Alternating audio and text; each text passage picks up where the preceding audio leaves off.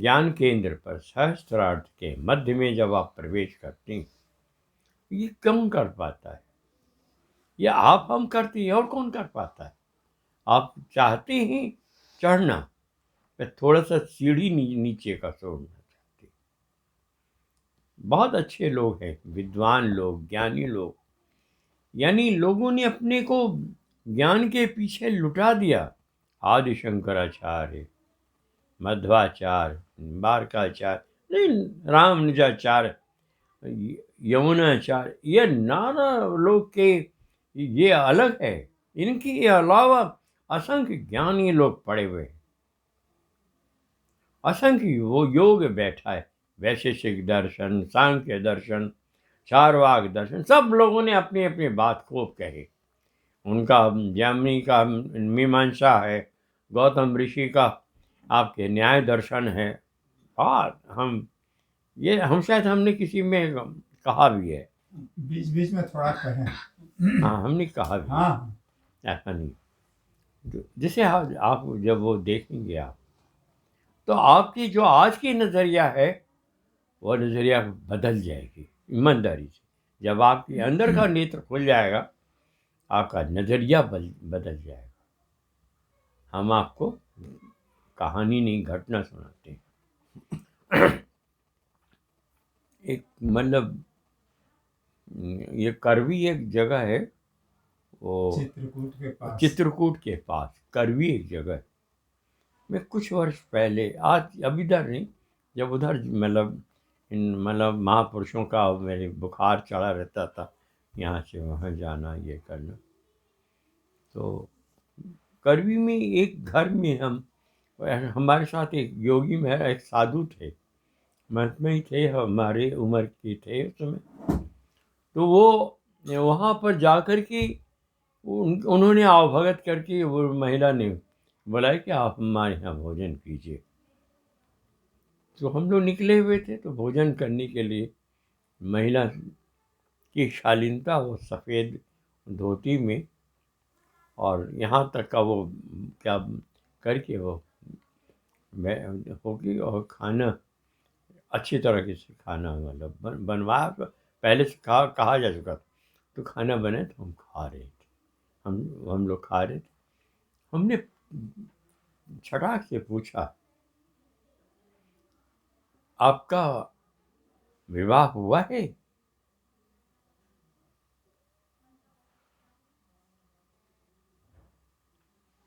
तो उन्होंने कहा, हमारे विवाह हो चुका, अब मैं पति को खो चुकी हूँ।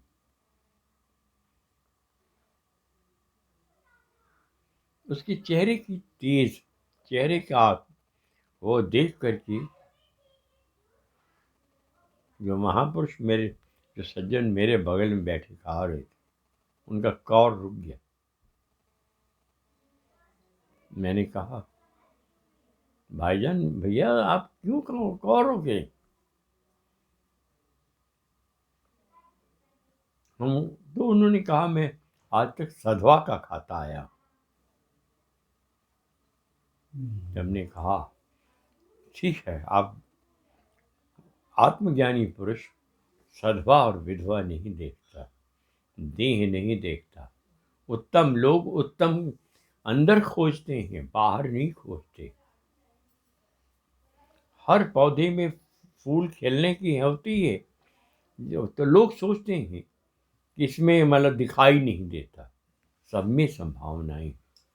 हमने कहा, आत्मा को मानने वाले और आप आत्मदृष्टि से नहीं देखते, तो आपकी दशा क्या होगी? खाए फिर बाकायदे, उनको थोड़ा सा संकोच होता रहा, मेरे साथ गया वो, फिर उस महिला ने ऐसा प्रेम व्यवहार किया, ऐसा, और वो सदाचार का व्यवहार किया। उसने कहा, मैं विधवा जरूर हूँ, बंद कर दो। तो मेरा पति आज भी जिंदा है। तो नहीं समझ पाए। उन्होंने कहा, कहाँ है आपका पति? क्या, मेरा पति आज भी जिंदा है। तो उनका तब काहे आप अपने को विधवा कहती हैं?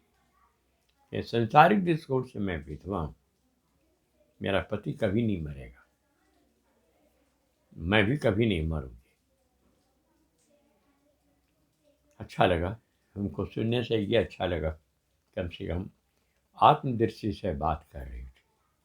जो चीज़ें कंठ से, हृदय से या नीचे के स्तर पर बात करनी होती, जैसे जितना संसारिक, देखिए जो भी आप समाचार आज सवेरे पढ़ते हैं शाम को बासी हो जाती, शाम को पढ़ते हैं सवेरे बासी हो जाती, हर पल पे नया नया खबर है, पुराना हटता चला जाता है।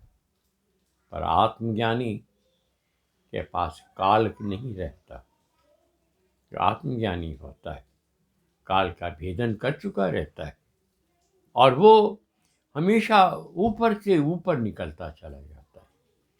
जब आप एक बार, हम आपको फिर से कह रहे हैं कि एक बार जब आप ऊपर जाएंगे ब्रह्म प्रदेश में, जब आप आत्मा उस समय 12वीं सूर्य के बराबर उसका प्रकाश रहता है, जिस समय आप जाते हो, क्या आप कहोगे आनंद की क्या सीमा होती है। यानी आप यूल बी अगर आप पहले से तैयार नहीं रहेंगे, गुरु अगर नहीं रहेगा, मेंटली खुशी के मारे पागल हो जाओगे। इसीलिए योग साधना स्थिर स्थिर बुद्धि से करवाया जाता है। यहाँ के बाद जिसे आकाश गंगा कहते हैं, इस आकाश गंगा के मध्य में एक सुरंग सी एक नली जाती, इस समय उसमें से आत्मा प्रवेश करती। तो जिन लोगों को, इसीलिए रात को सोने को कम कहा जाता है, कभी कभी रात में चढ़ जाती, वो सुरंग से चढ़ते हुए नीचे उतरती हुई फिर ऊपर, फिर जड़ से चढ़ती हुई फिर सीधे जाती है, वहाँ ब्रह्म प्रदेश। अगर ब्रह्म प्रदेश कहने में आसान है, सब नहीं जा सकती।